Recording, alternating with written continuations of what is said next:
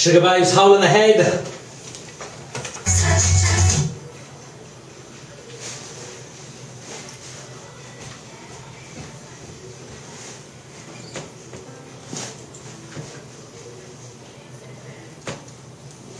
Hi Lee, how you going? Yes, I'm good, Tony. You? Yeah, we're finally joined by Lee from the Mannequins and the rest of the band. I take it they're out on the, have they hit the bar? I think Chris has hit the bar. Without a doubt, a bass player, he's definitely at the bar. So where's you been playing? I mean, tell us, because you've been at a gig, isn't it, this afternoon? We've been gigging since yesterday as it goes. We started at 12 yesterday, then we've done another set at 3 o'clock. Yeah, 2:55, 3 o'clock. And then we've done one again at 12 today. So yeah, this is a Havering show in Hornchurch. I think the Searchers and the Mersey Beats and them sort of rock and roll. Yeah, rock and roll. So let's tell because you was on a show back after the Brentford Beer Festival. Yes. Wasn't that long ago. No. And you've done the live set. It was great, by the way. And thank you. If listeners haven't heard the interview or seen that, you can go onto the show page blog at phoenixfm.com and download the pictures and download the music. And Lee, you're the vocals and the lead guitar. I am. At the band, there's 3 of them in the band. Chris is on bass. He is. Brendan, is he the short bloke? Shorter. Can't get shorter, mate. We already told him. I think he might be listening in as well. Sorry, Brendan. Yeah. But you do tower above them, don't you? I do, yeah. I'm 6'1". 6'1", yeah. So I'm a little bit taller than the others and a bit broader as well. Yeah. But they probably say something else, but I'm definitely broader. But lots of energy comes out of your songs. I mean, I was surprised when I listened to the song and one of your tracks, and then see you live. It's like a totally different experience. The music that jumps out at you. I mean, it's a energetic set, so to say. I personally, I wouldn't want to get on stage and do something that's a little bit boring. I can't do it. Otherwise, you just lose people straight away. I like energetic songs with 3 minutes, otherwise you'll lose people. Yeah, but that's where we are. Now, you're a local band, you're based in, is it Dagenham? Yeah, I live in Wickford now. Brendan lives in Hornchurch, but we, for 20 odd years, we're Dagenham, yeah. And what would you say, if people haven't heard your music, I mean, obviously I have, so yes. What would you describe the genre of music that you play? Well, it's definitely mod-based, influenced, sort of the old R&B sort of sound. Jam, your Small Faces, your Kinks, your Who. Yeah. But I suppose sometimes it might be a bit rockier as well. I don't know, but yeah, we do draw on all them sort of influences from the mid '60s, early '60s, late '60s, all '60s really. Yeah, would you say you're a mod outfit? I mean, that comes. I think we would. Yeah, we do get that. I mean, we do a lot of scooter rallies. We're doing one next week in Mersey, which is the Mersey Island Scooter Rally. It's the 20th anniversary. Yeah, tell us about that, because that's one of the things we was talking about on Facebook. I just got your Facebook message on the way. Oh yeah, it did. Yeah, Mersey Island. It's a big scooter rally. It's now a national rally, so it's probably one of the biggest ones in the country, and it's probably about 3,000 people go to it. It's all under one roof.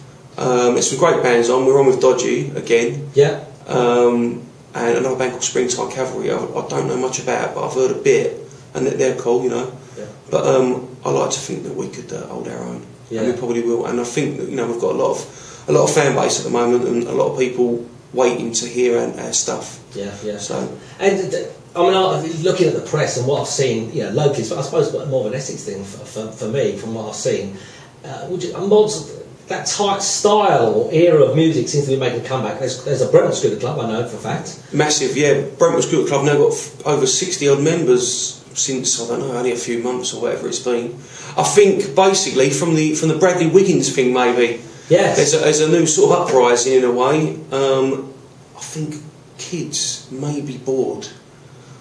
I think you could be right. It's a recession. Yeah. Whatever happens in this country, if there's a recession, things start going a little bit wonky, and people come up from nowhere. Yeah, did you watch it? I mean, I don't know if you watch X Factor. I don't usually watch X Factor. I did watch a little bit the other day, and there was a young girl on it, and she started doing some different kind of music. And we had a band on here called the Lovable Rogues. Yes. That went on to Britain's Got Talent and doing really well. And I've seen them. Yeah, they're good. They've got a style, a little bit of rapping, but kind of lively, snappy style.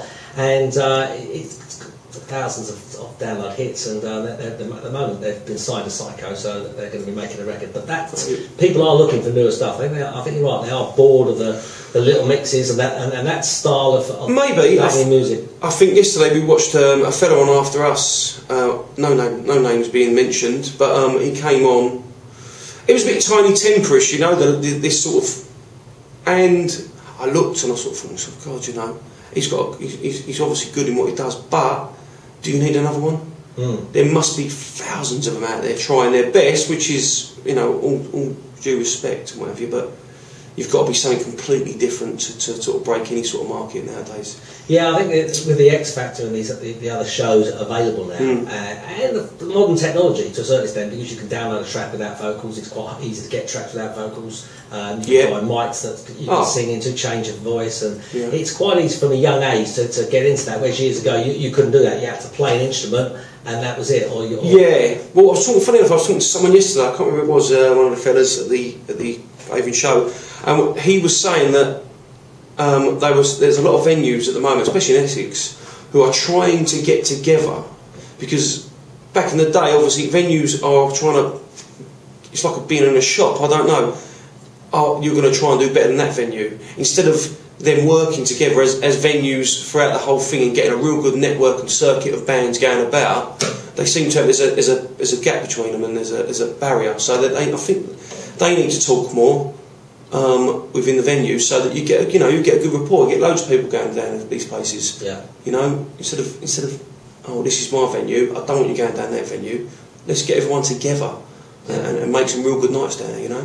Yeah. Out in Essex, especially for us. I see the mod logo quite a bit. I mean, I was doing a gig for enough in Brooklyn the other day, and on the Sunday, they've got first Sunday of the month, they got a mod. The event's called the In Crowd. Right. And the DJ plays. Yeah. He just plays mod music. A friend of mine usually does soul, but he's kind of moved it to that kind of. He does kind of very early. Was it? Did you go down there? I didn't go down. I was working out elsewhere, but apparently it was really busy, very busy. Was it? And I might have someone else. A lot of scooter people are going, and they're looking for the venues to meet up. And yeah, I think people are looking for the new thing, because I think over every sort of 10-15 years there seems to be some sort of mod sort of thing out with a Britpop. So and before that it was the revival of the early 80s. Yeah. So I think maybe the next thing might be especially Bradley Wiggins on his scooter, and also the Olympics ending ceremony with the scooters coming out, the Who playing. Yeah, fantastic, wasn't it? It might prick some kids' ears up and say, well, what's this? And would you go for the sideburns look?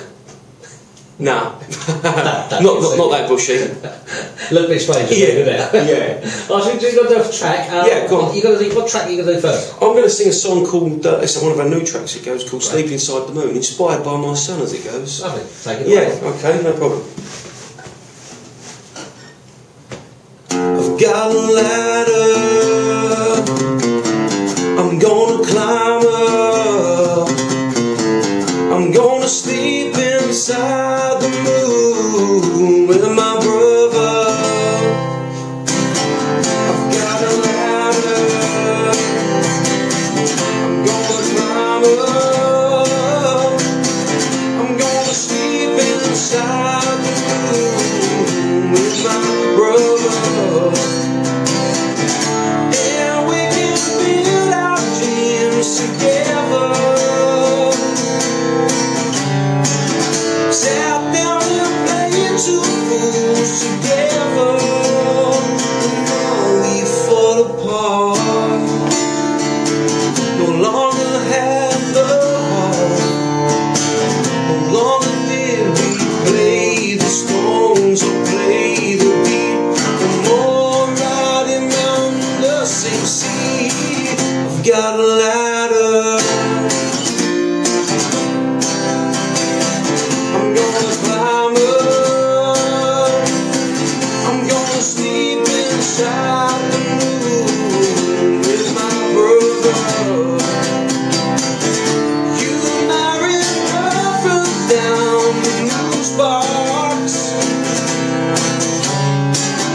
the one that always called us two cocks, and now we fall apart. Make a brand new start. No longer did we play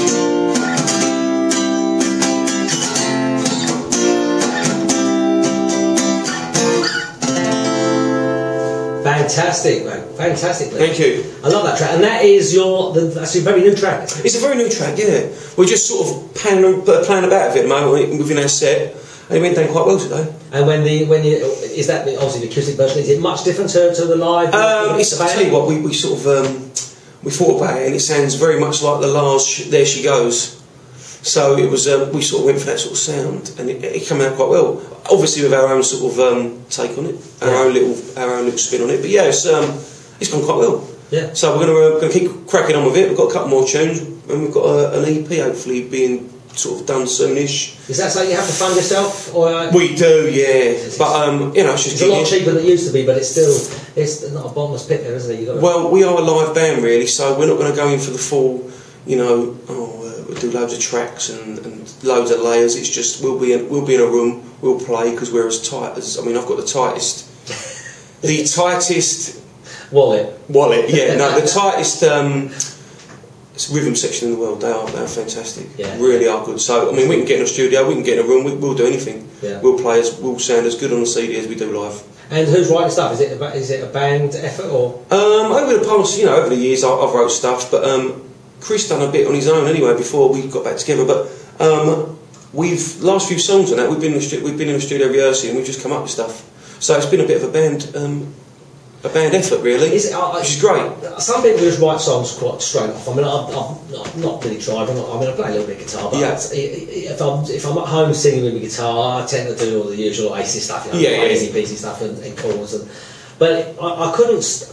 I wouldn't know where to start. Do you know what I mean? Just throw some lyrics down. You throw a few chords together and think, well, that sounds catchy. So I chuck some lyrics to it. I mean, where would you start? To be honest, I hum quite a lot. I hum all the time, and I'm always sort of singing something. And if I've got something in my head quickly, especially with the technology nowadays with the iPhones and that, I'll just go upstairs into my bedroom and get the guitar out, maybe quickly sing into the mic and get things like that. But I've always just sat down with the guitar and played just anything that comes along, and if something really gets me straight away, I'll go, yeah, that's it, and I'll draw off of that really. Yeah. Well, I've kind of done that myself, and the next day I thought, I've got something at night. I think, that sounds like a good tune. But if you don't get it down really quick, the next day you think, I can't remember what and it's well, I think Paul McCartney said the best thing once: if the next day you cannot remember it, it's not that good. It ain't that good. And it's true. The danger is as more of a DJ than a musician, I would tend to pull off possibly snippets of tracks that probably are other people's and not my own. I think, that sounds good. I think everyone does that, doesn't it? But yeah, I think probably. I think you must do. When you listen to tunes, you often think, that sounds just like that little bit sounded a bit. Well, if you listen to the jam start, it's just Taxman. Yeah. So it is basically the Taxman with something else over the top, but you have to sort of wear your heart on your sleeve sometimes. If that's your influence and that's what you draw off, then great. You're talking about influence. What would you say your influence is? Personally or band? Personally. My dad sort of started me off in all sorts of things really. But I think by about 14 when I heard Ocean Colour Scene, and then I got into the Weller. Then I went back and back and back, and all of a sudden I'm listening to some really obscure Northern soul song. Yeah, cool. Yeah, and I draw off that really, and I really love all that sort of stuff. Well, I'm going to get a track off the actual band. I've gone with Remember the Time. Yes, it's a tune. It's probably one of the first songs I ever wrote. Probably the second or first song I ever wrote. So it's done well, and it's basically about just us being in Dagenham really, me and the boys, me and the band, drawing off all them influences. Well, it was recorded at the 24-hour Phoenix Creative Sessions, which was back on the 20th of May. It was a great session. Did you come on late? Was it because it was all We was early morning. Did you? Yeah, we was about 8 o'clock in the morning, and Chris, our bass player, was a little bit ming dog. He said ming dog on that's what he said. Cool, let's get it on. This is Mannequins, Remember the Time. The time